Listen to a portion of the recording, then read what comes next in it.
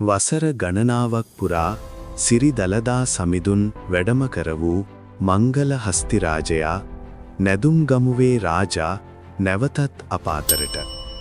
අද අපි මේ සූදානම් වන්නේ දශක 7කට ආසන්න ඒ අභිමානවත් ඉතිහාසය දිගහැරීමටයි.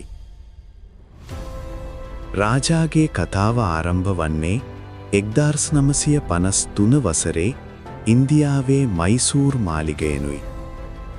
1956 වසරේදී මයිසූර් මහරාජා විසින් ලංකාවේ නීලම් මහර වෙද පරපුරේ ස්වාමීන් වහන්සේ නමකට උපහාරයක් ලෙස අලි පැටවුන් දෙදෙනෙකු තෑගි කරනු ලැබුවා.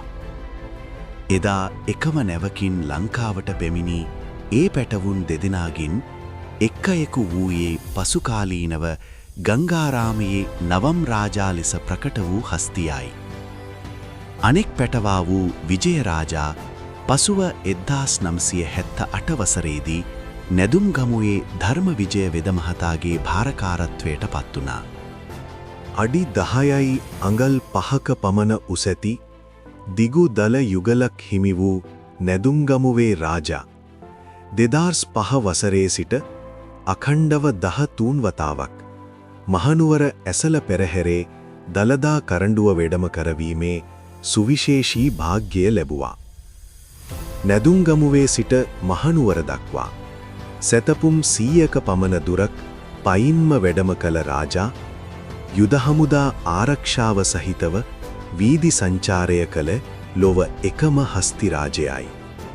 2022 මාර්තු මස 7 වනදා වයස අවුරුදු 69 දී අපෙන් සමුගත් මේ ජාතික උරුමය අනාගත පරපුර වෙනුවෙන් සංරක්ෂණය කර අවසන්.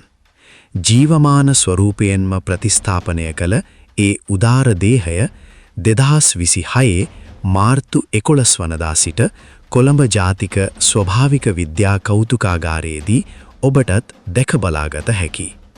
ඉතින් වසර ගණනාවක් මහනුවර ඇසළ පෙරහැරේ දළදා කරඬුව වැඩම කර වූ රාජාට අපි නිවන් සුව ප්‍රාර්ථනා කරමු. මෙවැනි වටිනා තොරතුරු දැනගන්න කල්යාණ විත්‍රයා නාලිකාව සබ්ස්ක්‍රයිබ් කරන්න. ඔබට තෙරුවන් සරණයි.